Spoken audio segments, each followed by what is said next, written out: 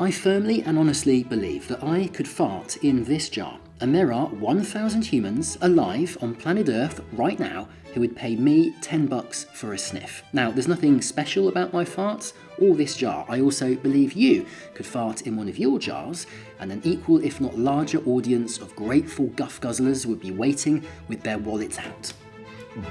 No, this channel hasn't taken a turn for the intestinal. I'm here with my jar to make a really important point about the reality of the creative economy. And if your art isn't finding the audience that you want, I hope this video will release you from the self-doubt and self-loathing that usually brings.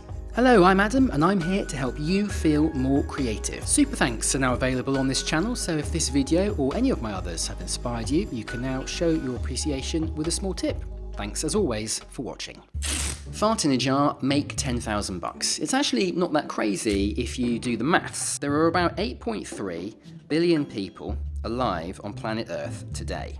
Now, if we remove children from that number, they don't really have purchasing power, although, to be honest, children probably are the biggest market for farts. That leaves us with 6.25 billion potential customers. Now, 1,000 of those adults, that represents just 1.6 to the -7 of the population, or, to put it another way, fart in a jar and convince just 0.000000016% of the population to pay you $10 for a sniff, and you, my friend, just made a cool $10,000. Now, of course, there are loads of reasons why this wouldn't work in practice. Otherwise, we'd all be rich and suffering from pink eye.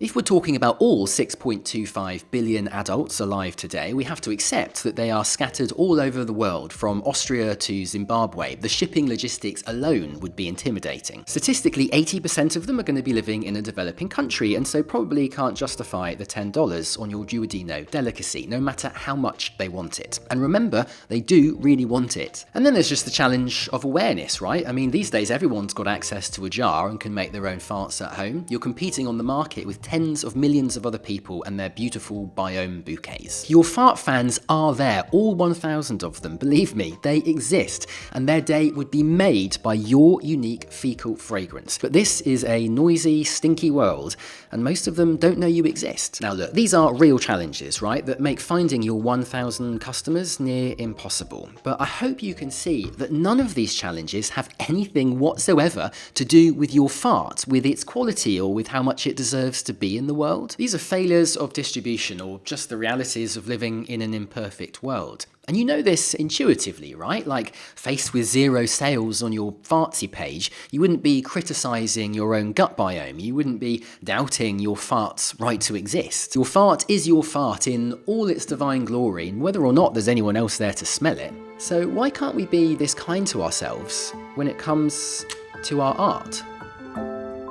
Because this isn't how we feel when we put our songs and our stories and our ideas into the world, is it? To the artist, there are only 2 kinds of art, good and bad. We take the lack of sales or views or listens as evidence of the failure of the work, and by extension, as the failure of ourselves. We feel shame and guilt and unworthiness, you know, like maybe there's something wrong with us, maybe we're not talented enough or interesting enough. We do something wrong, or maybe we need to try harder, learn more skills, study longer, blah blah blah. But the truth I really want you to understand is this: there is no such thing as good or bad art, okay? These are just unnecessary value judgments. There is only art which has found its audience and art which hasn't yet. Every single thing you make, even if it's just a doodle in a sketchbook that you write off as worthless, are you really telling me that it wouldn't charm 0.000000016% of the population as much as it charmed you to make it? Really? Believe me when I tell you, there are at least 1,000 humans alive right now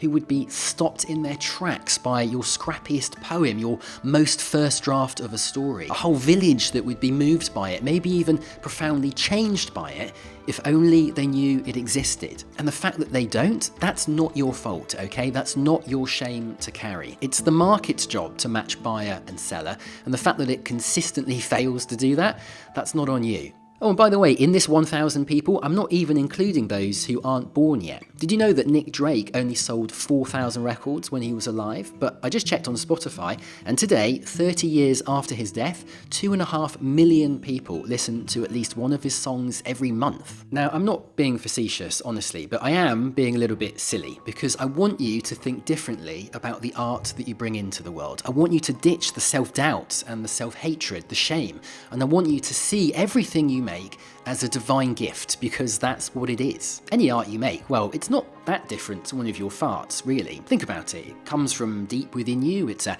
natural expression of your unique diet and experiences, all the chemical reactions going on inside of you, and it probably annoys your partner when you do it in bed. Making art, it's one of the most natural things a human being can do. And you can try holding it in, but eventually, you gotta let it out, baby. And when you do, it is a singular, perfect expression of you captured in this moment in time. All creative expression is beautiful and unique and deeply flawed, just like the person who made it.